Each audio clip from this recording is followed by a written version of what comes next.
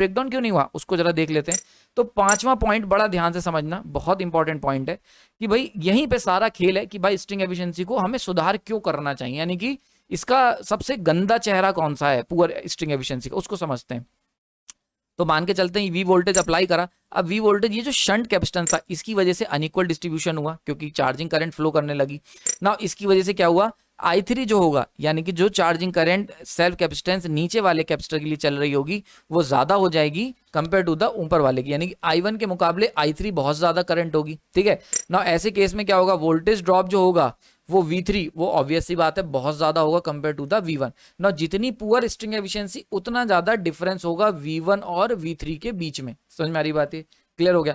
तो जितना poor efficiency उतना ज्यादा I3 और I1 के बीच में डिफरेंस, उतना ही ज्यादा voltage drop across lower insulator and upper insulator के बीच में आ गया ना। ऐसे केस में ये क्या हो गया, ये हो गया अनइक्वल वोल्टेज डिस्ट्रीब्यूशन ना। ऐसे केस में V3 की अगर बात करें तो मैक्सिमम वोल्टेज स्ट्रेस हो रहा है उस इंसुलेटर के अक्रॉस जो कि नियरेस्ट टू द कंडक्टर है, यानी कि ये वाला इंसुलेटर, इसकी बात कर रहा हूं मैं। ये वाला जो इंसुलेटर देख रहे हो this is your on the target, यानी कि यहाँ पे मैक्सिमम वोल्टेज V3 बहुत तगड़ा वोल्टेज अप्लाई हो रहा है।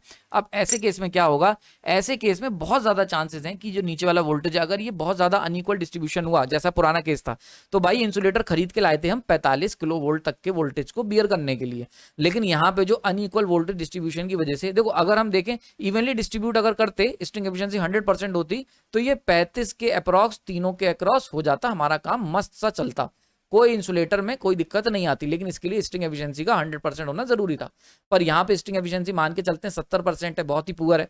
तो ऐसे केस में क्या होगा, नीचे वाले पे हो जाएगी 50 kV वोल्टेज और ऊपर वाले पे हो जाएगा 25 kV वोल्टेज। एक जस्ट एन एग्जांपल ले रहा हूँ, कोई बहुत मैंने कैलकुलेशन नहीं की है, एक जस्ट एन एग्जांपल। तो नीचे 50 ऊपर 25। अब ऐसे केस में क्या होगा, अभी हमने पीछे सीखा था ये वाला अंडर यूटिलाइज, ये वाला ओवर यूटिलाइज, नीचे वाला, ठीक है। अब ये जो ओवर यूटिलाइज हो रहा था वो तो तब भी सही था, पर ओवर यूटिलाइज इतना ज्यादा हो गया, 50 kV हो गया जो कि इसके ब्रेकडाउन वोल्टेज को एक्सीड कर गया।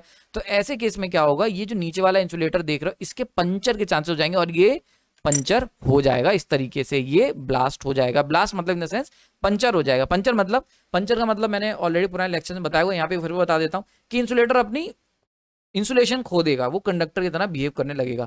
यानी कि ये जो इंसुलेटर तुमने लटकाए थे 3, अब वो 2 इंसुलेटर की तरह होने, मानो एक इंसुलेटर तो कंडक्टर बन गया।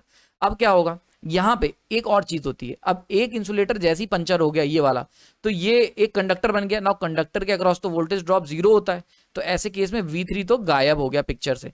अब क्या होगा, ये पूरा का पूरा वोल्टेज जो था ये इन 2 में बट जाएगा। तो ऐसे केस में पूरा का पूरा वोल्टेज 2 पे जब लगाओगे तो यहाँ पे मान के चलते हैं 50 kV आ गया और यहाँ पे 40 kV आ गया। अब ऐसे केस में ये वाला जो पर्टिकुलर था तुम्हारा, ये वाला कैपेसिटर, ये क्या होगा, ये ब्लास्ट हो जाएगा। यानी कि एक ब्लास्ट नहीं होगा, ये सीरीज में ये धाए से ये भी पंचर हो जाएगा, और जैसे ही पंचर होगा तो पूरा वोल्टेज ऊपर वाले इंसुलेटर चला जाएगा, तो ये भी भाई पंचर हो जाएगा।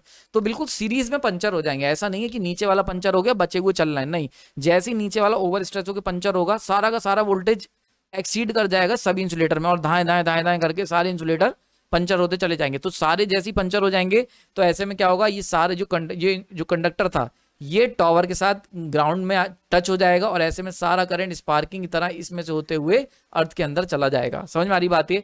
तो इसीलिए ये इस केस में क्या होगा, इसीलिए जरूरी है कि हम लोग स्ट्रिंग एफिशिएंसी को अच्छा रखें, क्योंकि अगर स्ट्रिंग एफिशिएंसी पुअर रखोगे तो इसी तरीके का अनइक्वल वोल्टेज डिस्ट्रीब्यूशन होगा, जिससे नीचे वाला ओवर स्ट्रेस और ऊपर वाला अंडर स्ट्रेस होगा।